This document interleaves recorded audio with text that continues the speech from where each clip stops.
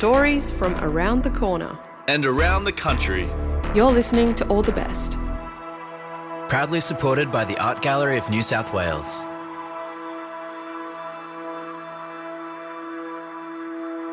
You're listening to All the Best from FBI Radio 94.5. I'm Kwame Slusher. This week is all about being seen. And I want to start by acknowledging that I'm recording from stolen Gadigal land and pay my respect to Gadigal elders past and present, and also recognise that the area where FBI Radio is situated, Redfern, has long been a place of storytelling, strength, persistence, and resilience for First Nations communities. Have you ever had that experience that you felt like you had really been seen by someone? Like they looked through all your defenses and maybe saw something in you that you didn't even know was there? What about your own willingness to be vulnerable? The willingness to share the parts of yourself that might just be a little bit cringe. This week's stories explore what people see in you and our own willingness to share the true parts of ourselves with others. Our first story explores that concept of pair diagnosis. And full disclosure, Felicity was kind of the catalyst for me for finally going to get my ADHD assessment. Here's Felicity on why she made this story. Yeah, so I made this piece as I find a lot of people say there's an overdiagnosis of ADHD at the moment, whereas I previously think we had an underdiagnosis issue. And as a woman, I was caught up in that issue because I was diagnosed 30 years after my male counterparts, which is annoying because there's so many clear signs that I've always had ADHD. So this is my attempt to explain what ADHD actually is, and when you have it, it's pretty easy to spot in others. That was Felicity Weaver, and here's her story, Peer Review. Welcome to Peer Review Diagnosis. I'm your host, Felicity Weaver. I was diagnosed with ADHD 2 years ago, and I have family and friends who are ADHD, autistic, and dyslexic. I go around telling friends, family, and even strangers if I think they're neurodivergent. Here are some red flags I go looking for. Very honest and unfiltered. Very funny people, so they're class clown, typical class clown. Just the non-stop talking. Trouble, I don't know, concentrating or... Very hyperactive. They fidget a lot. Honestly, if they're just a little fun. These are all signs that you might have ADHD. And since we are, honestly, just a little fun, the neurodivergent community has come up with an ironic term we use when we start to diagnose our friends and family. Peer-reviewed diagnosis. It's my favourite game since diagnosis. ADHD has a genetic element to it, so both my kids have it, although only one has embraced the peer reviewing. That's my 19-year-old daughter. She has a new boyfriend. This was the second time I'd met him. I was listening to Felicity's podcast about ADHD, where she describes what it is to, like, what she goes through. And it was a bit worrying how I kind of related with all of the symptoms that she said she went through. Then my daughter? She made me do sort of an ADHD test. I said, just read this and write down if you relate to it. I got a bit worried, to be honest. He may have been worried, but I wasn't surprised. Neurospicy people often partner up or become friends. By neurospicy, I mean ADHD, autistic, dyslexic. Our fun way of saying people who are born with our brains wired differently. Very impulsive. Forgetful. He gets text messages, he reads them, and then he does the unread function, and 3 months later he still hasn't replied. Just miss the instructions completely. Disregard them. If they get on well with me, that's a red flag. Had trouble getting out of bed in the morning, and I never related that to ADHD. I can hear you all dismissing me, thinking everyone does these things. Well, yes and no. Just like there's a difference between being sad versus being depressed. Same deal for ADHD. These are common human behaviours, but you only get diagnosed when it interferes with your daily life, like getting out of bed for myself and Geronimo. The snoozing problem got so bad that I downloaded an app that the alarm wouldn't stop. Obnoxious sound, horrible, full volume, and you wouldn't able to get the volume down. you had to scan a random barcode to make it stop, get out of bed, go into the bathroom, scan the barcode from a shampoo or to actually stop the alarm. There was no way I wouldn't get up. And I still found a way to bypass the app, turning the phone off, or just ended up uninstalling the app and going back to snoozing. It's not like someone's forcing you to download this app and forcing you to get this healthy habit, and you're like, no, I won't listen to you. I'm gonna do my own thing. I'm gonna break the rules. No, you're breaking the rules that you're setting up yourself to try to get better. I'm not a paediatrician or a psychiatrist, and they are the only people who can diagnose you in Australia, like Dr. Mohsen Mirzaie. a child and adolescent psychiatrist. Peer review is a very common concept in psychiatry because we are obliged to have a peer review meeting 10 hours a year to have our license re-registered or renewed. So we do it all the time. But I guess what you mean is not in that line. You're talking about peer review diagnosis in a non-professional way. But can a cheeky peer review be of benefit? I think yes. And the reason is we cannot see everything about ourselves. So one of the functions of friends is to be our mirror. So we have a mirror to look at our looks, but friends are a mirror to look at our behaviors. So if one friend says you have ADHD, well, maybe you doubt. But if 5 friends says, look, go and get checked for ADHD, it may not be ADHD, but something kind of attracts everyone's attention that this guy or this girl stands out. So I think it's a very valuable thing and has to be appreciated. It may not be precise, but it's a good hint that you need to speak with a professional. Sometimes it can be family members that tell you, usually children to parents, as there is a whole generation that weren't diagnosed back in the day, especially women who were excluded from diagnosis. I just saw someone who said, my cousin was visiting from Melbourne and she had a chat with me and said, you have ADHD. Some get it from their teachers. That's a very common phenomenon. So teachers have very sharp eyes for that because they see a lot of kids and they know who has ADHD and then can easily, kid is very similar to the other one, must have ADHD. School kids can be good at spotting it too. Unfortunately, they're likely using it as an insult to bully someone unless they're neurospicy themselves. I think there can be downsides, but it all depends on who is the receiver of the comment, who is the one who gives the comment, how they handle it. It can be offensive, obviously. It can affect one's confidence negatively. So did my daughter and I offend the new boyfriend? Offensive? Not at all. But I understand that some people may find it offensive. I don't think it is. No one's ever told me that I may have ADHD, but I've had that doubt for quite a long time, like years, I would say. When it's your new girlfriend who has ADHD telling you, it's clearly a compliment. She sees your superpowers. Well, in summary, 14 years old, set up his own little business, making videos, and now he pays for his LinkedIn page at 19. Yeah, I don't think that's very neurotypical, but... And she sees you struggle at simple tasks. I believe I'm very forgetful. I try not to. Like, I actively try to not forget things. I find it a bit hard to concentrate on what people's telling me or talking to me about. And it's that paradox that outright confuses neurotypicals, but makes us think, maybe you do have ADHD. Since there are hundreds of possible combinations of ADHD symptoms and comorbidities, it means each person will present in many different ways. Some ADHD predominantly present with inattention, the other ones predominantly with hyperactivity. Those who present with inattention that can commonly be missed. Because as I said, they present as a quiet person, sit in the corner, phases out and dreams and doesn't do anything wrong seemingly. Especially if these people have a higher level of intelligence, they can easily do very well at school too.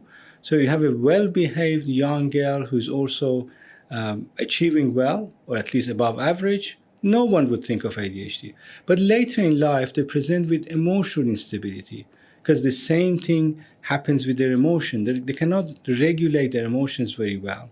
They can be anxious, they can be forgetful, which makes them even more anxious.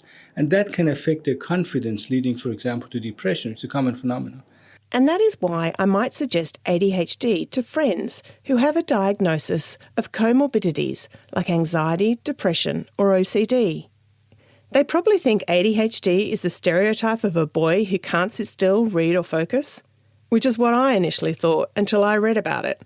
Then I realised it can be someone who can't control their focus and be so hyper-focused they forget about everything else, which means they can be brilliant doctors, lawyers, entrepreneurs or artists, and they likely have an excellent assistant or partner who is supporting them in other aspects of their life. And then this young woman may go to many psychiatrists or GPs or psychologists, talk about the strategies to manage their anxiety, to manage their depression. They may get into drug and alcohol because ADHD brain is more interested in getting some stimulants or some drugs that can calm down your brain. They may get hooked up to alcohol and then you have a chronic mental health problem, whereas the original problem was an undiagnosed ADHD. So it's not uncommon at all. And if they say, I'm not an alcoholic, I might point out the other dopamine-seeking behaviour I know they have, whether it be online shopping addiction, binge eating, gaming, constant exercising, all that thrill-seeking sport they're obsessed with. But those who have ADHD mixed subtype or predominantly hyperactive, they are those who present with behavioral problems. So main problems that they can't sit still, they are very impatient, they are very impulsive, they cannot wait their turns. As a result, they get very bored at school, in the classroom, so they become either very funny people, so they're class clown, typical class clown, or they become very aggressive, impulsive. They fidget a lot, they disrupt everyone, they distract the classroom, and those sort of stuff. And the same kids on the sport ground can become aggressive, get into physical fights, or hyper-focus on winning a match, which would be at the cost of hurting others. I first started to get worried about my ability or inability to focus when I started getting more like responsibility on my shoulders in terms of meeting deadlines with these jobs. Like there would be times where I would get incredibly hyper focused and just complete what would usually take me weeks of work in just a single night. Which I'm guessing you are very familiar with those kind of experiences. But most of those were really rare occasions. And those were the occasions where I used to get the best reviews from clients. In most cases, I would struggle quite a lot just to sit down and start working on the project that I had to do. I think that I should go and get an actual diagnosis. I think will be quite a bit helpful to actually know if I have ADHD or not, like to change the way that I confront these problems. I think also the diagnosis opens up medication. Anti-ADHD medications are very effective medications. You have to go to a doctor first and they have to refer you, and then you have to get on their wait list and then they have to accept you. I have to go through a GP? I can't just go straight to... I don't believe so. In any mental health assessment, assessing the physical side is very important. And usually when someone comes to a specialist or subspecialist, they would have done it through their GP. Almost every state government in Australia has recognised and promised the need for cheaper and easier access for assessment and treatment of ADHD. All, excluding the Northern Territory, are planning on training a limited number of GPs to be able to diagnose and prescribe ADHD medication from 2026. The other thing is ADHD, to be properly diagnosed, has to exist in different contexts. Which is why it's not just a person's own perception in an interview, but also people around them, like their family or their school. Even as adults, you're asked for your school reports, or to speak with or have your parents, sibling or partner fill out a questionnaire. I think those questionnaires, if you're filling them in by yourself, you don't realise what you haven't done. Like Geronimo, when he was filling it in, it asked if he lost stuff, and he refused to say that he did, but he does. One interviewed the psychiatrist that least needed, and cognitive assessment or doing a Conners questionnaire is another reasonably common thing to happen in the process. Then, of course, the psychiatrist will look into sleep issues, that's very important, and mood issues and other issues, comorbidities that can happen, such as drug and alcohol addiction. That's the main role of a psychiatrist. People will come with some preset conceptions of what is wrong with them, and the role of psychiatrists is to keep a very open mind and look at everything and suggest that you may or may not have this diagnosis, but what about the other things that you perhaps did not have the lens for? I can admit I don't have the lens for a plethora of conditions. When you see people not thriving and blaming themselves and reaching for their 10th self-help book or another glass of wine, I feel obligated to let them know, because being undiagnosed can lead to self-medication or self-treatment. That'd be very bad. Like if a friend says, I think you have ADHD like me, try some of my Ritalin. So I think that's a negative side. Self-medication is the most dangerous one. Affecting one's confidence is also important. I am going to keep up my hobby of peer reviewing people I suspect, because even though not everyone is initially pleased to be told, I think they may have ADHD, they probably have had their own concerns. And almost everyone I know who gets a diagnosis wished they knew earlier, because now they can understand themselves a little better. I'd like to thank all the people who put up with my peer reviews, my teachers, extended family, the tradie who said he wasn't great at writing, and my hairdresser who does not stop talking. Just remember, I say it with love in my heart. I see your challenges and I wonder if they can be eased with knowledge and possibly medication. And no, you can't try my meds. That's stupid and dangerous without medical checks. Just go and look into a proper diagnosis. Thanks for joining me for Peer-Reviewed Diagnosis.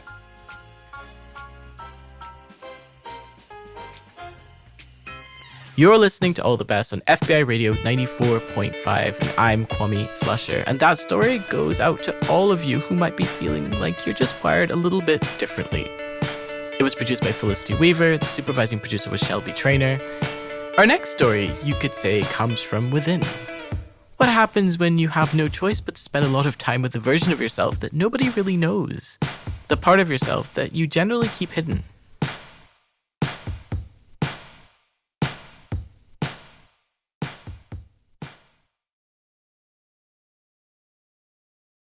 I never really know how to start them, so I'm just going to say, have you ever copped a Wist before? Do you guys know what that is? You cop a Wist? No? All right. So when my eyesight started getting worse, all my friends were laughing at this license plate, but it was too blurry for me. Turns out it was boob 69, and I knew then I had a problem. Is there a chance your eyes are focusing on things way too close? The optometrist told me I have to start looking at things far away. So I got in the habit of sitting outside and staring wistfully into the distance. I must look so fucking mysterious. And due to the lack of constant stimulation from not being allowed to look at anything up close, I was forced to confront what goes on inside my own head. But somehow I would come out calm. So if you want to cop a Wist, look at something beautiful. It's surprisingly not hard. And sit back into whatever feeling comes your way and get comfy. Then, like Bob Odenkirk returning from the war in Little Women, you should come back changed. How was it? I keep myself busy so I don't ever have to feel anything. I can't force being in love. It will find me when I'm ready.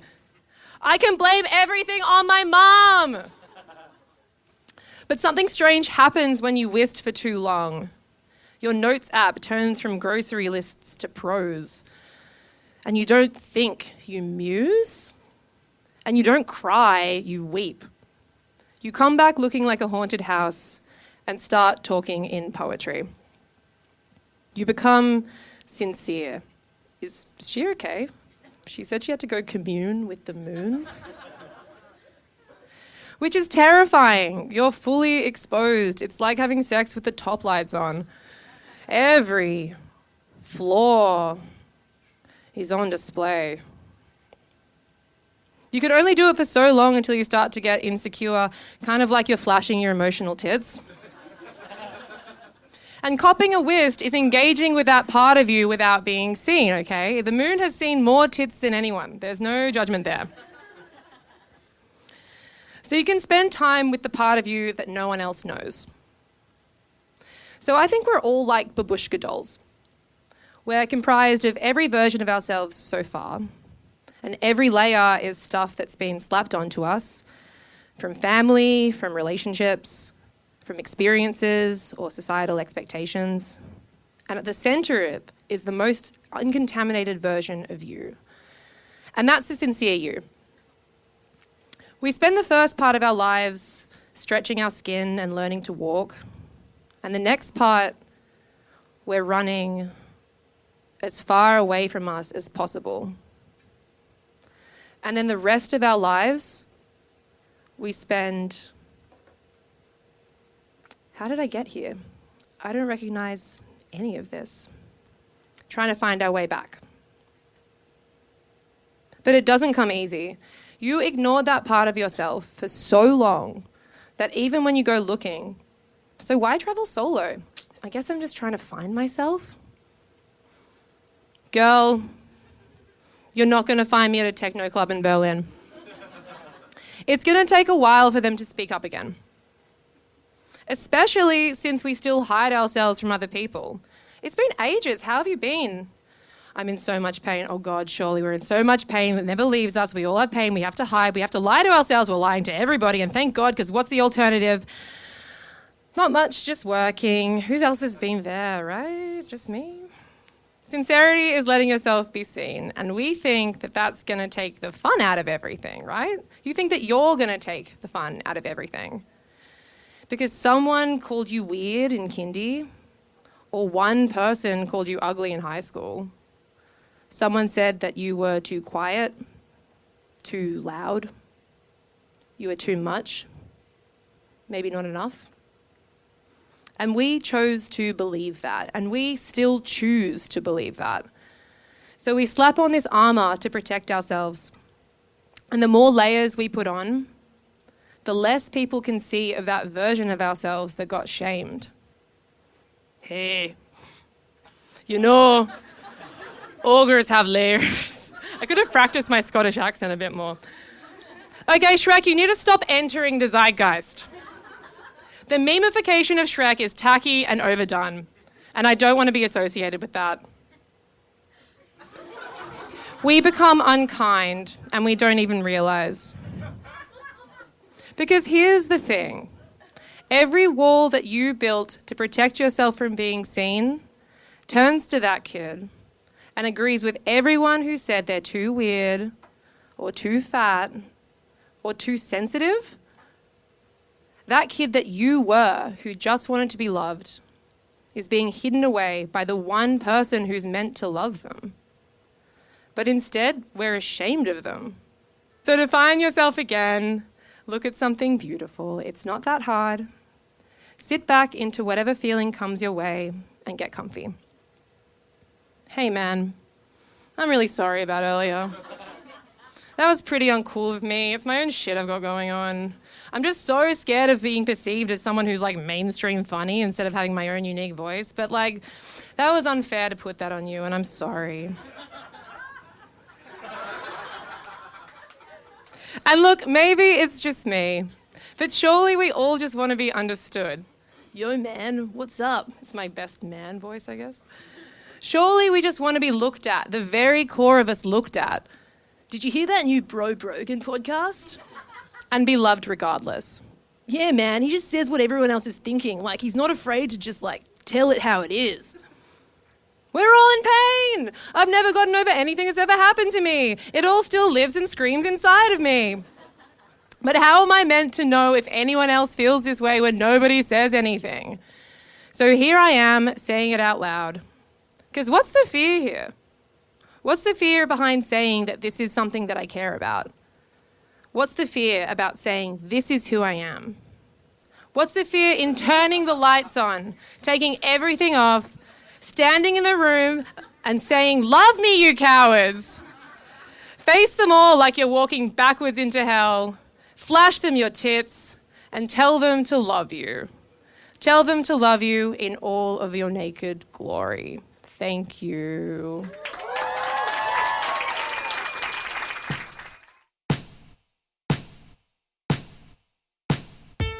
You're listening to All the Best on FBI Radio 94.5, and I'm Kwame Slusher.